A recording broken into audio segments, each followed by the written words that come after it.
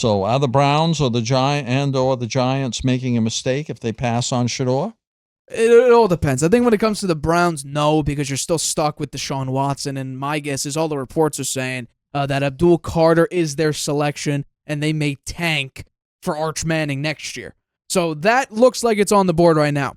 When it comes to the Giants, maybe. That is my answer when talking about New York. That's a maybe. Because you have Russell Wilson, you have Jameis Winston. You have one legitimate threat at the wide receiver position and no running game. Again, Darius Slayton, not good enough to be a real threat. Wan'Dale Robinson, he was the worst third down wide receiver while getting the most amount of third down targets for the New York Giants last year. Not good enough. Tyrone Tracy, decent running back, not good enough. Your offensive line, nowhere near good enough. So what I find actually funny, and we've talked about this now on the show a couple times, I do think Travis Hunter is your best shot, and then either trading back into the first round to get a quarterback or hoping you can get a Jackson Dart or a Jalen Milroe in the second or third round. That's what my guess would be if I were the GM if I was Joe Shane and I didn't want my head cut off by John Mara for making bad decisions. But I think it would just be smart because now you have two legitimate threats offensively, and Travis Hunter could also play cornerback, which you've suffered massively in last year, having one of the worst rated secondaries in the NFL last year. And I think it's kind of interesting that we take a look at the Colorado Shedeur Sanders situation and the New York Giants situation. Because I do think if we're talking about best destination for Shedeur, there's two of them. One of which would be the New York Football Giants. The other of which would be the Pittsburgh Steelers, and that's only if you plummet to the 21st pick in the draft. That's the only way. Now, the Saints could be in play. I don't think they'll go that route. You could take a look at some of these other teams and maybe potentially Colts. And my guess would be the Saints are your only threat. If the Steelers are looking at drafting Shedeur or Jackson Dart, the Saints would be your only threat.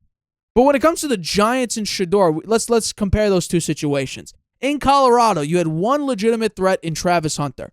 The Giants, you'll have one legitimate threat in Malik Neighbors. You had no running game with Colorado. You will have no running game with the New York Giants. The offensive line, non-existent for Colorado. For the Giants, the offensive line was actually top 12 in the NFL with Andrew Thomas out there. But when Andrew Thomas went down, they were dead last the rest of the season in pass blocking. So we can call that no offensive line. So he would actually be in relatively similar company if he does get drafted by the New York Giants. Also, the markets would be somewhat of the same because New York media market, sports market is massive. Colorado's market, because of Deion Sanders, was massive. They were probably the most talked about college football team that had no business being talked about based on just overall success and trying to make the college football playoff and whatnot that expanded to 12 teams. They really had no shot, but they were probably the most talked about team in college football last year amongst all the talking heads of sports media. So the markets, I think, would be somewhat similar.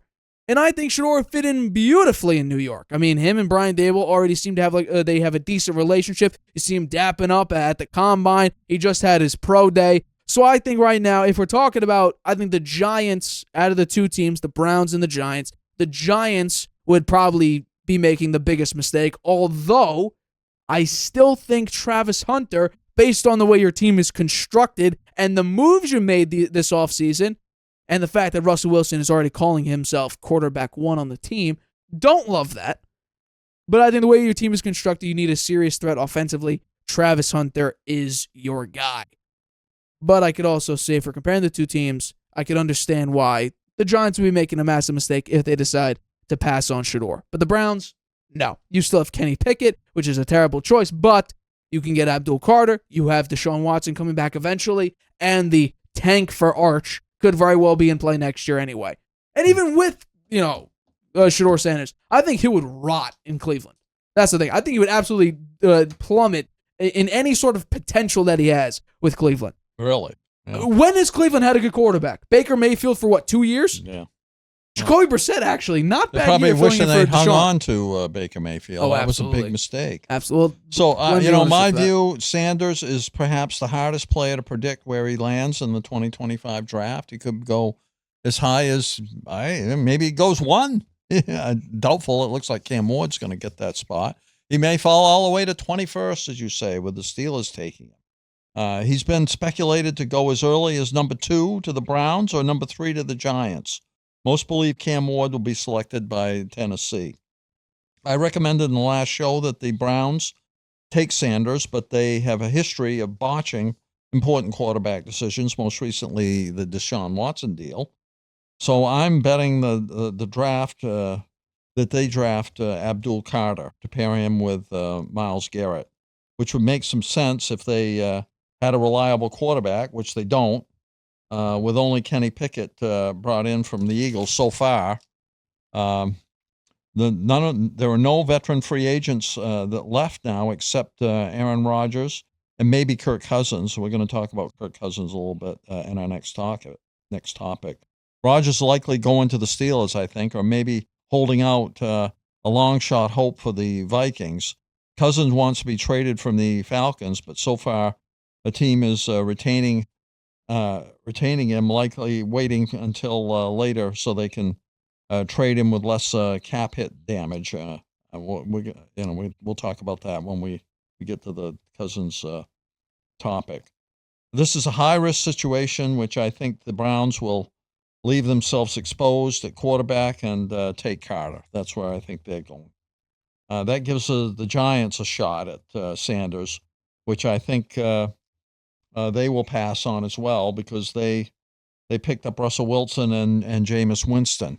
Shane and Daboll know their jobs are on the line, and they made a terrible mistake with Daniel Jones' contract, and they don't want to, A, risk their jobs on a rookie, B, be in position to have the bench have to bench Russell Wilson if they are 0-5 or 1-6 early in the season for either Winston or Sanders. I'm not sure how they would decide which one to put in. If they are 0-5 or 1-6 early in the season, they will both be fired probably at the end of the season. So their logic is we need to win, and our best chance is with a proven veteran quarterback. To improve their chances, they need to take pressure off of and give more opportunities to Malik Neighbors, and their only true who is really their only true offensive star. The way they accomplish this is to draft Travis Hunter, who is definitely a top 3 draft talent, but is not the right pick for the Giants for the long-term success. Wilson's not a long-term answer. His abilities continue to erode, and as he's getting old. Winston continues to throw too many interceptions, which continued with the Browns last year. Long-term success requires a franchise quarterback, which Sanders may be, but the Giants aren't going to take him. I think both the Browns and the Giants are making a big mistake by not taking Sanders. Maybe his pro day performance today will change their minds, but based on both teams' history with quarterback decisions, I doubt it. So if you had to bank on, because we're about to do our mock draft, so maybe this is a spoiler for the top 3. Yeah. Browns, Giants, or drop, what would happen with Shedeur? If you were the GM, Browns, Giants, or drop, what do you think is going to happen? If you were a third-party GM, just spectating this draft, what would you guess happens to Shedeur in I think he's taken draft? by the Raiders at number 6. After they just extended Geno on a 2-year deal? You think they'd really just say, hey, you know what, let's draft Shedeur? If he's there, I mean, I think he's the best available player at that point because Hunter is gone, Carter is gone, and Ward is gone, right? It'll be interesting to see what your mock draft looks like on Tuesday. Yeah, I think that I think that's where he's headed. I really do. So if it's not the Giants or the Browns, you think the Raiders are going to draft Shedeur? I do. Ooh. I don't think he drops to 21. I don't see that. If he got by the Raiders, then I think the Saints would take him. So I don't think he gets to 21. I don't see that. He's too good a talent to drop that far. Well, apparently people don't believe that. People don't have full belief Look at the pro day.